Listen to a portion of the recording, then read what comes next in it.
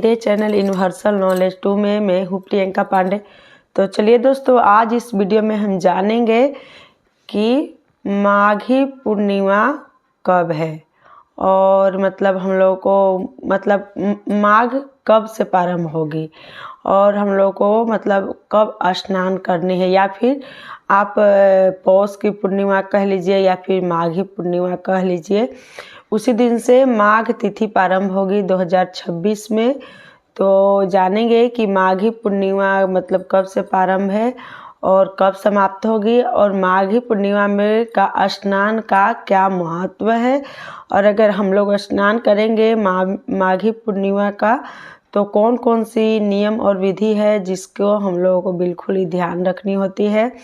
और दोस्तों, ये ज़्यादातर बुजुर्ग लोग ही इस स्नान को करते हैं, या फिर आप चाहे तो आप भी स्नान कर सकती हैं।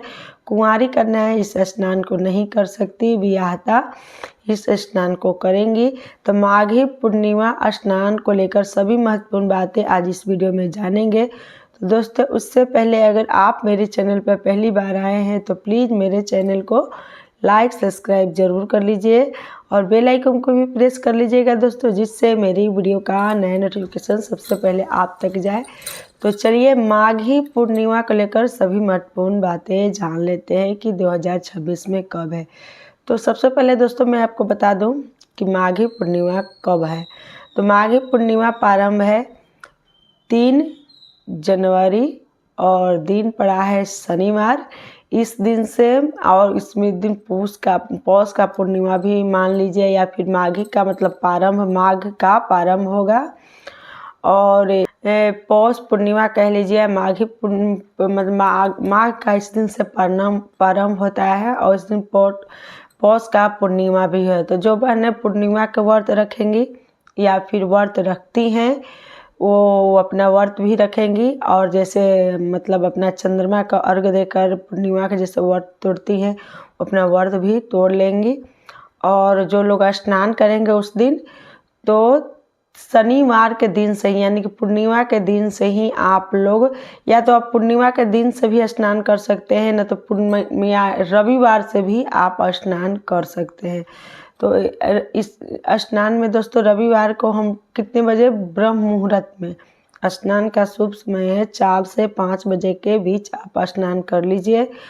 और ऐसे कर कर हम लोग रोज़ सुबह कम से कम महाशिवरात्रि 15 फरवरी तक हम लोगों को स्नान करनी है माघी पूर्णिमा के, और इतने दिन तक इस स्नान का फल होता है। दोस्तों, अगर आप माघी पूर्णिमा का स्नान करना चाहते हैं तो 3 जनवरी से लेकर 15 फरवरी तक आपको माघी स्नान करना होगा। और दोस्तों, अब चलिए अब जान लेते हैं कि मतलब जब हम लोग स्नान करेंगे तो इसमें कौन कौन सी बातें हैं जो कि स्नान हम लोग कहाँ जाकर करें। दोस्तों देखिए, अगर आप आपके घर के आसपास में कभी अगर नदी सरोवर है, सोन हो गया या फिर गंगा जी हो गए, तो आप जाकर गंगा जी में स्नान कर लेंगे रोज़ सुबह सुबह। लेकिन अगर आपके आसपास ठंडी का मौसम है और नदी सरोवर नहीं मिले, संगम नदी नहीं मिले, तो क्या कीजिएगा, आप गंगा जल मिश्रित कर कर आप अपने घर में ही स्नान कर लीजिएगा। मोटर चला लीजिएगा, या चापाकल हो तो चापाकल चलाकर स्नान घर में ही कर लीजिएगा सुबह में दोस्तों। और सुबह पे जब भी हम लोग स्नान करते हैं तो मतलब किसी से बोलते मतलब नहीं है, चुपचाप अपना स्नान कर कर भगवान का नाम लेते हैं। ओम नमो नारायणे या ओम भगवते वासुदेवाय नमः, आप इस मंत्र का जाप करते हुए आप स्नान कीजिएगा और साफ़ सुथरा वस्त्र पहनिएगा दोस्तों। और जब भी हम आगे स्नान करना स्टार्ट कर देंगे तो शुद्ध सात्विक भोजन हम लोग करते हैं। लहसुन प्याज ये सभी चीज़ नहीं खाते, और मतलब अच्छा भोजन कर कर तेल ये सारा चीज़ आप लोग जान लेते हैं कि माघी स्नान के दौरान वो कौन कौन सी गलतियां हैं जो हम लोग को बिल्कुल नहीं करनी होती है स्नान के दौरान। जैसे कि दोस्तों देखिए, गुस्सा किसी पर मत करें। स्नान अगर आप कर रहे हैं तो झूठ बिल्कुल मत बोलिएगा, किसी का अपमान मत कीजिए। और स्नान अगर आप नदी सरोवर में कर रहे हैं तो गहरे पानी में बिल्कुल मत जाइए। और स्नान के समय हंसी मजाक और शोर शराबा बिल्कुल नहीं कीजिए। आप बिल्कुल ही गुप्त और शांति भाव से उठे, ईश्वर का नाम लेते हुए ओम भगवते वासुदेवाय नमः ऐसे कर सुबह जल्दी उठे। अधिक से अधिक माला का जाप करें, या फिर मंत्र हो ओम नमः शिवाय, या ओम भगवते वासुदेवाय नमः, या ओम नमो नारायणे, या जय सिया राम, जय जय सिया राम। आपको जो भी मंत्र आता हो उसको जाप करें पूजा पाठ करते समय। और दोस्तों शास्त्रों में कहा गया है कि माघ में किया गया एक स्नान हजारों यज्ञ के बराबर है। यानी समझ जाइए, एक स्नान, अगर एक स्नान आप माघ में कर रही हैं तो आपको हजारों यज्ञ का फल मिलेगा देता है। तो आप समझ लीजिए कि कितना ही महत्वपूर्णदायी ये माघी स्नान है। अगर आप करना चाहते हैं तो आप ज़रूर कीजिएगा। और दोस्तों यह स्नान पाप को नाश करता है, मन को शुद्ध करता है और जीवन में सकारात्मक ऊर्जा लाती है। तो अगर आप माघी स्नान करने के लिए अगर मन बनाए हुए हैं तो आप इस साल 2026 में 3 जनवरी दिन शनिवार से आप माघी स्नान प्रारंभ कर सकती हैं। और दोस्तों पूर्णिमा के दिन से ही आप लहसुन प्याज खाना छोड़ दीजिएगा। और महिलाएं आप बिना कुछ खाए शनिवार को भी बाल धोकर नहा सकती हैं, लेकिन पूर्णिमा के दिन बाल पर से महिलाएं नहीं नहाती हैं।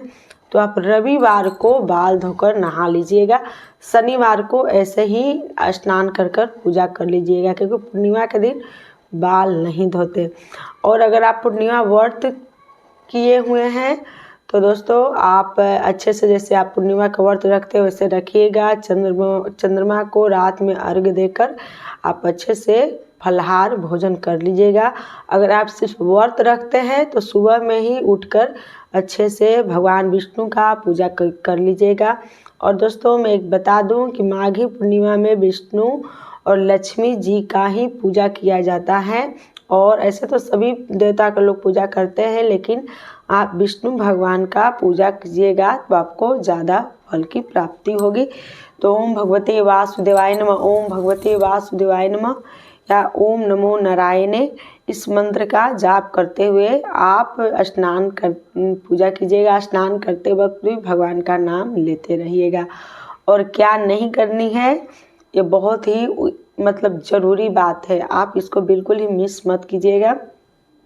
हम लोगों को माघी स्नान के दौरान सबसे पहले तो अपने से बड़ों को अपमान नहीं करना है, अपनी सास ससुर की सेवा करनी है। और बहुत ज़रूरी चीज़ आप ये मत सोचिएगा कि स्नान कर आप कहीं जाकर आग ताप लीजिएगा। आपको आग नहीं तापनी है। कहीं भी लकड़ी जलाकर या कहीं भी जल रही हो तो आपको आग नहीं सेकनी है। आप स्वेटर शाल पहन सकती हैं स्नान कर, लेकिन आपको आग नहीं तापनी है। आप धूप में जा सकते हैं लेकिन आग जलाकर मत तापिएगा। तो चलिए दोस्तों ये हो गया। और अगर आपके घर में लड्डू गोपाल है तो आप उनको भी अच्छे से दूध गंगा जल से स्नान करवाकर उनको अच्छे से पूजा पाठ कीजिएगा। तो आपके घर में कभी कोई चीज़ की कमी नहीं होगी और भगवान विष्णु की कृपा और लक्ष्मी नारायण की कृपा आपके घर में सदैव बनी रहेगी। तो दोस्तों आपको ये वीडियो कैसी लगी? आशा करती हूँ कि आपके लिए ये वीडियो काफ़ी लाभकारी हो। और स्नान हम लोग को कब तक करनी है? तो 15 फरवरी उस दिन महाशिवरात्रि है दोस्तों। आप उस दिन तक स्नान जरूर कीजिएगा, तभी आपको संपूर्ण स्नान का फल मिलेगा।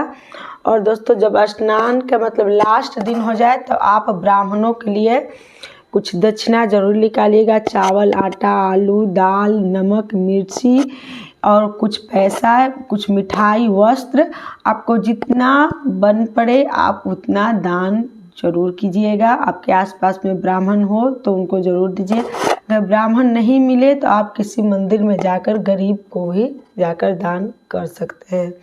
और दोस्तों जब भी आप माघी स्नान करें तो सूर्य भगवान को जल जरूर अर्पित करें। और जल जब भी अर्पित करें तो उसमें तांबा की लोटे में आप गुड़ मिलाकर सूरज भगवान के जल अगर आप देते हैं तो आपके सभी रुके हुए कार्य बनने लगेंगे।